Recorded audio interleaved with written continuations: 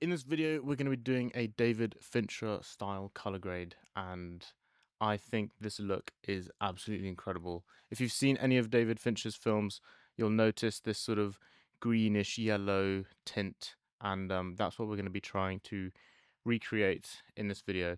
I realize it's been quite a while since I last uploaded. I've been really ill, but I've been watching some films, and yeah, I watched Seven a couple weeks ago, so this is sort of a grade inspired by Seven, I guess. So this is our footage, and this is our node tree. We've not actually done anything to the footage yet. So all I've done is converted the footage from S-Log3 to Davinci Wide Gamut, Davinci Intermediate.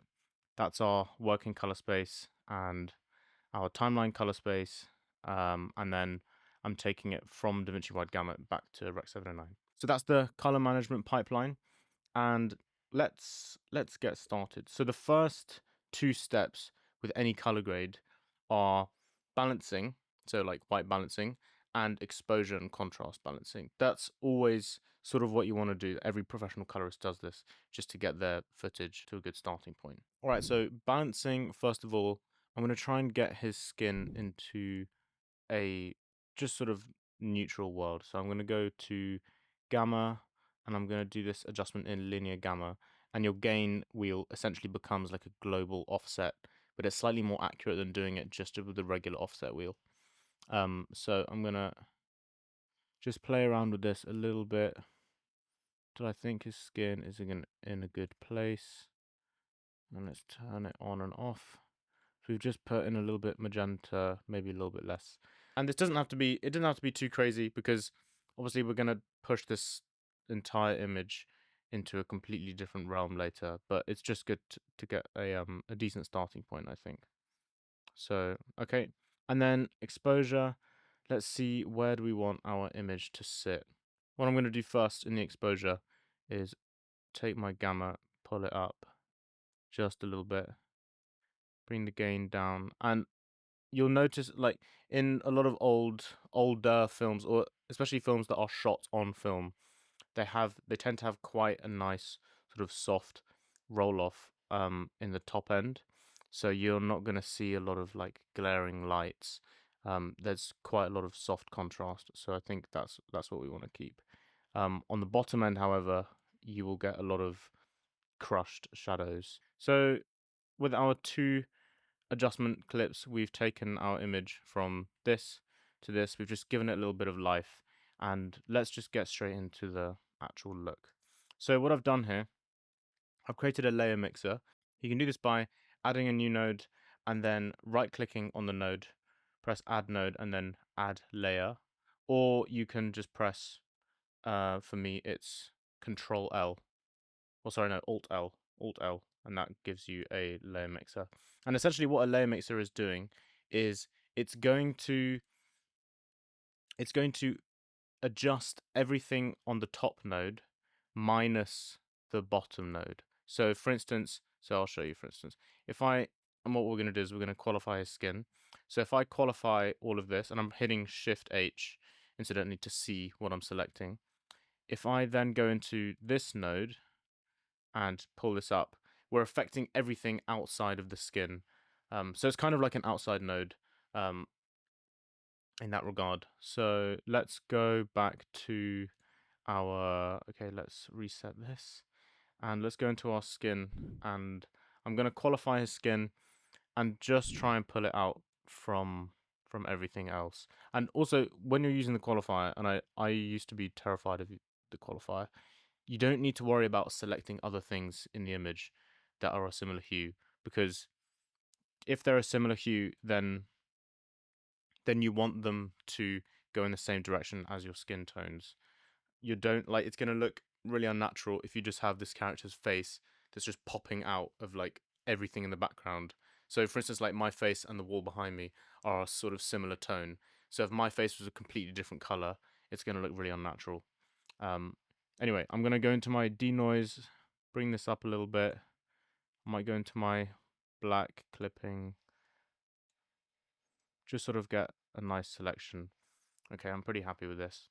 We're going to go into the look, and this is where the magic is going to happen.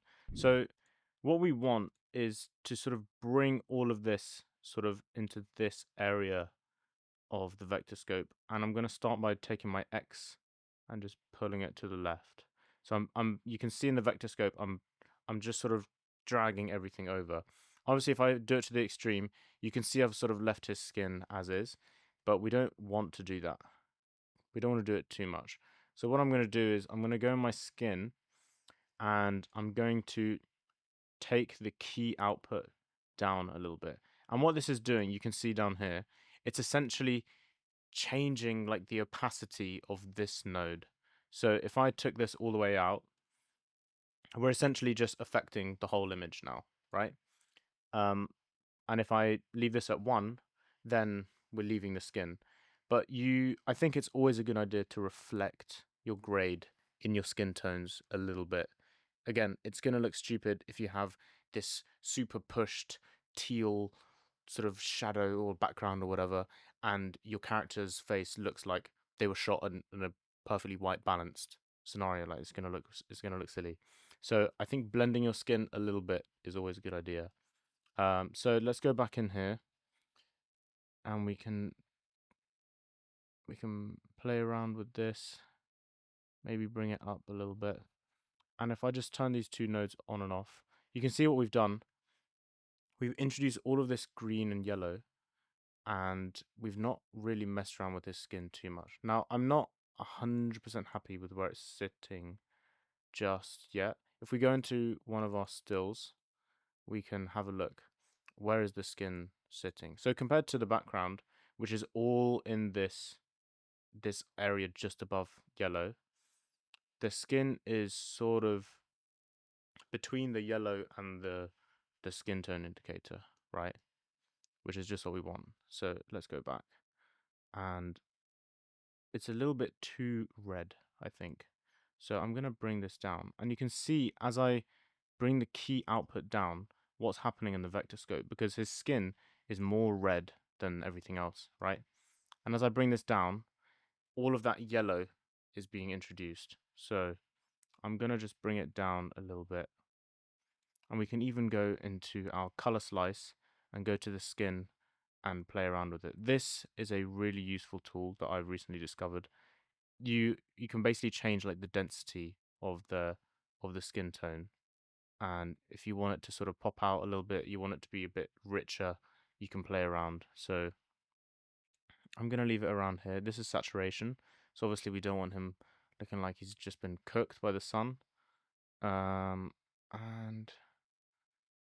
I'm just going to play around with it a little bit, and I think this is looking okay. I think this is looking good. Before and after, we're definitely getting into that world of this sort of gunky greenish look, right? Now let's go into our look adjustment. So the look adjustment node is essentially there after your look, that you basically you can go in and just fine tune everything and adjust little bits and bobs. So first thing I want to do is go into my loom versus sat, and I want to pull out a lot of saturation from the top end. And this is essentially affecting saturation for different luminance values. So this is black and this is white going along the graph, right?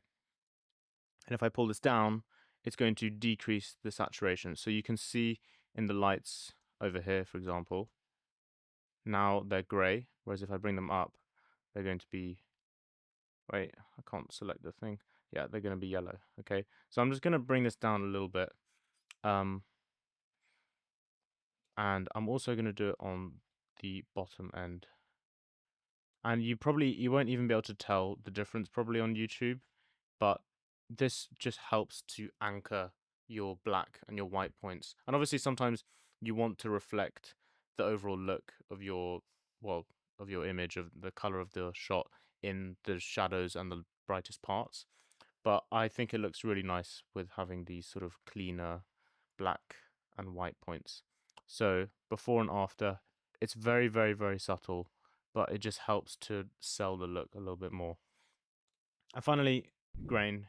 Obviously, if we're trying to emulate the look of a David Fincher film, we need to add some film grain.